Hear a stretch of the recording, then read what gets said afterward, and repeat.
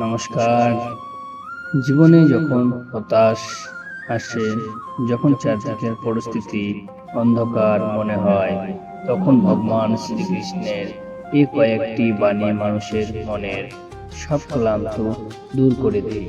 আসুন মনকে শান্ত করে শুনে নিই শ্রীকৃষ্ণের সেই পরম পবিত্র উপদেশগুলি। হে অর্জুন, তোমার অধিকার কেবল কর্ম করার উপর, তার ফলের উপর নয়। তাই ফল পাওয়ার আশা ছেড়ে দিও, নিজের কর্তব্য নিষ্ঠার সাথে পালন করো। মনে রেখো, সৎ পথে করা কোনো কাজ কখনো ব্যর্থ যায় না। আজ হোক বা কাল তার ভালো ফল তুমি অবশ্যই পাবে। মন অত্যন্ত চঞ্চল, একে বশ করা খুবই কঠিন, কিন্তু নিয়মিত অভ্যাস এবং বৈরাগ্যের দ্বারা এই মনকে শান্ত করা সম্ভব।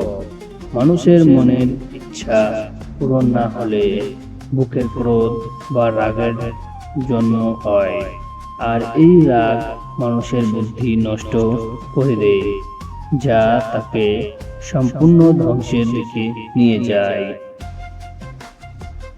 জীবন অতীত বা ভবিষ্যতে নেই, জীবন জড়িয়ে আছে কেবল এই বর্তমান মুহূর্তের সাথে। যা পার হয়ে গেছে তা নিয়ে অনুশোচন করো না, আর যা আসেনি তা নিয়ে চিন্তা করো। আজকের দিনটি নষ্ট করো না।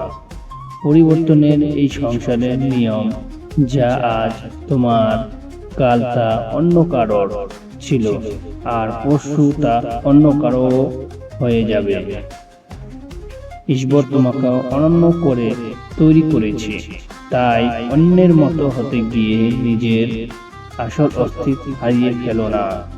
নিজের কথার উপর সংযম রাখো।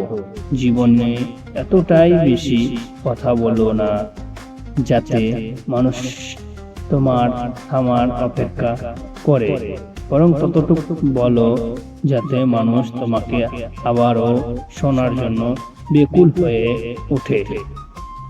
সুখের দিনে হয়তো অনেককে পাশে পাবে, কিন্তু কঠিন সময়ে কেউ পাশে না থাকলেও আমি সবসময় তোমার সাথে থাকি।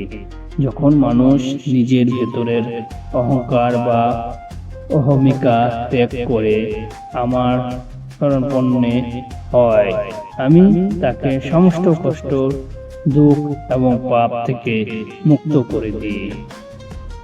শ্রীকৃষ্ণের এই বাণী যদি আপনার জীবনে চলার পথে কিছুটা হলেও আলো দেখায়, তবে কমেন্টে অবশ্যই লিখুন হরে কৃষ্ণ বা জয় শ্রীকৃষ্ণ।